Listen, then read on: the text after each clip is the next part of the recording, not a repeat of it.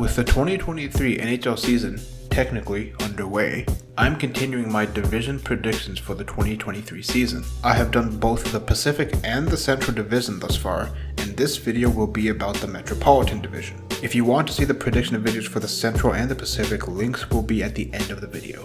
Let's get started.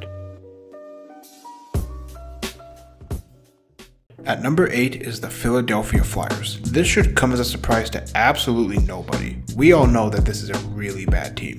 Especially with Sean Couturier being out, this team has absolutely no hope this year. Their big offseason moves were trading for Tony DeAngelo and hiring John Tortorella to be their coach. One thing that I can give the Flyers is that they are not going to be a fun team to play against. Being a team as bad as they are, the only thing they can really do is beat the hell out of their opponents while they lose a lot of games. I don't need to go too in depth as to why this team sucks. We all know this team sucks. Let's move on. At number 7, I have the New Jersey Devils. There's a lot to be excited about when it comes to the future of the New Jersey Devils. They have a lot of great young players like Jack Hughes, Nico Hischier, Jesper Bratt, Yegor Sharangovich, Dawson Mercer, and they also traded for John Marino. And while the future may be bright, the now, not so much. With how cutthroat this division looks, the New Jersey Devils just can't hang. While Andre Palat is a great addition to the team, he doesn't single-handedly turn the Devils into a playoff contender. On top of that, Mackenzie Blackwood has regressed every single season since he came into the league. The young players this team has will make them a fun team to watch. And like I said, the future is bright for this team. But right now, they don't really stand a chance in this division. At number 6, I have the New York Islanders. After back-to-back appearances in the conference finals, last season for the Islanders was a disaster. While part of their struggles was definitely due to them starting the first month of the season on the road, the biggest problem for this team, which has been a problem for this team for quite a while, is that they just can't score. Brock Nelson led the team in scoring last year with only 59 points, 37 of which were goals. Brock Nelson had a career year with 37 goals, 22 assists for 59 points, and led the team in scoring. I can't definitively say one way or another if Brock Nelson eclipses 40 goals or gets close to that this season. I expect Barzal's scoring to go up this season, as I'm sure do the Islanders given the contract extension they gave him. It's also worth noting that Lane Lambert has replaced Barry Trotz as the head coach. Now, since Lambert was Trotz's assistant, it's hard to say whether or not he's going to play the same style Barry Trotz did, or if he's going to switch it up. Alexander Romanov is a good addition to their blue line, and of course Ilya Sorokin is one of the best goalies in the league. But with the Eastern Conference being as tough as it is, I don't see the Islanders capable of making a playoff push. At number 5, I have the Washington Capitals. The Capitals had a pretty solid offseason, signing Dylan Strome and Darcy Kuemper. And Alex Ovechkin, even at his old age, has shown no signs of slowing down as he chases Wayne Gretzky's goals record. The main reason I have the Washington Capitals finishing outside of the top 4 is due to the Nicklas Backstrom and Tom Wilson injuries. Coming off of hip surgery, Nicklas Backstrom is going to miss a majority of the season, and there's no telling how he'll play once he does come back. Tom Wilson will also be out to start the season, and could be out for a pretty substantial amount of time. And given how tough this division and the Eastern Conference as a whole is, it isn't too far-fetched to imagine that this team might not make the playoffs? Who knows, maybe they can hold it down until Backstrom and Wilson come back. Even with Darcy Kuemper in net, I think these injuries are going to hold them back this season, especially in a tough division. At number 4, it might be a bold take, but I have the Columbus Blue Jackets. During the offseason, the Blue Jackets signed the biggest free agent available in Johnny Gaudreau. They also gave out one of the worst deals of this offseason, giving Eric Goodbranson a 4-year deal at $4 million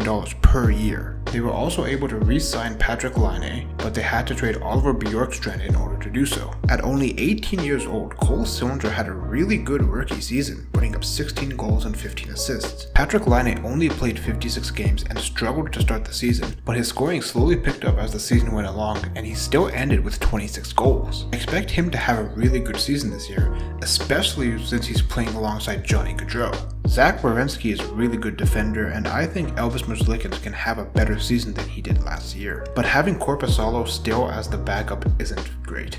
I think the Blue Jackets can surprise many people this season, especially with how I think the Backstrom and Wilson injuries are going to keep Washington back. This is a great opportunity to make a playoff push in Johnny Gaudreau's first season. And if they can do that, maybe that can entice other free agents to sign with them this upcoming offseason, but that's thinking too far ahead. I'm a real big believer in this year's Columbus Blue Jackets team. Coming in at number 3, I have the Pittsburgh Penguins. Going into the offseason, there were many concerns that either Chris Letang or Evgeny Malkin, if not both, would be leaving the team. Thankfully, before either player hit the open market, they were able to come to contract agreements to stay in Pittsburgh. And even at their age, the trio of Crosby, Malkin, and Letang have shown no signs of slowing down. And until I see regression from any of them, I just assume they'll never be bad. Jake Guentzel had an amazing season scoring 40 goals. And after a terrible 2021 playoffs, Tristan Jarry had a really good season. And while they did trade John Moreno, they also added to their defense by signing Jan Bruda and trading for Jeff Petrie. They were also able to keep Kasperi Kapanen, who adds to their forward depth. The Penguins have been a good team for as long as I've been a hockey fan. And with their big three showing no signs of slowing down, this year should be no exception. At number 2, I have the Carolina Hurricanes. Now the Hurricanes did lose some key players during the offseason like Nino Niederreiter and Vincent Trocheck, but they also made some big additions as well. They got Max Pacioretty from the Vegas Golden Knights for essentially free, and they also traded for Brent Burns of the San Jose Sharks. But with a torn Achilles, Max Pacioretty won't be playing for the Hurricanes until around February. And if it weren't for that, I'd have this team at number 1 in the division. We know that Sebastian Aho, Andrei Svechnikov, and Teuvo Teravainen are really good players. With the losses of Niederreiter and Trocheck and having Pacioretty out until February, it gives the chance for guys like Jesperi Kotkaniemi and Martin Necas to step up. I also really like the signings of Ondrej Kase and Paul Stastny to give them more depth in their bottom 2 forward lines. And I'm also excited to see how Seth Jarvis will improve from his rookie season. They have a really good blue line with Slavin, Shea, Pesce, and now adding Brent Burns. And they also had one of the best goalie tandems in the league. And as previously mentioned, if they had Pacioretty, they'd easily be number 1. But at number 1, I have the New York Rangers. During the playoffs last season, the Rangers were a real surprising team to watch. They were down 3-1 to the Penguins in the first round before making the comeback, and they were down 3-2 to the Hurricanes in the second round, and found themselves up 2-0 in the conference finals against Tampa. The core pieces of this team remain intact, like Chris Kreider, Mika Zibanejad, Artemi Panarin, and Adam Fox and Jacob Trouba on the blue line. They lost Ryan Strome and Andrew Copp in the offseason, but they were able to sign Vincent Trocheck from the Carolina Hurricanes. I also have a feeling that this will be the breakout season for Alexis Lafreniere. And of course they have Shesterkin, who just won the Vezina. And I think Halak can be a better backup option than Georgiev was. This Rangers team is going to be a force to be reckoned with, not just in the Metro Division, but in the Eastern Conference as well. Not to mention other great young players like Capo Caco, Filipino, and Keandre Miller. And those are my predictions for the Metro Division for the 2023 season. If you've made it this far, I would have really appreciated if you would have liked and subscribe. The next video will be the Atlantic Division predictions, the last division remaining, and I hope to have you back for that video. Also, let me know what your predictions are in the comments below. Thank you for watching.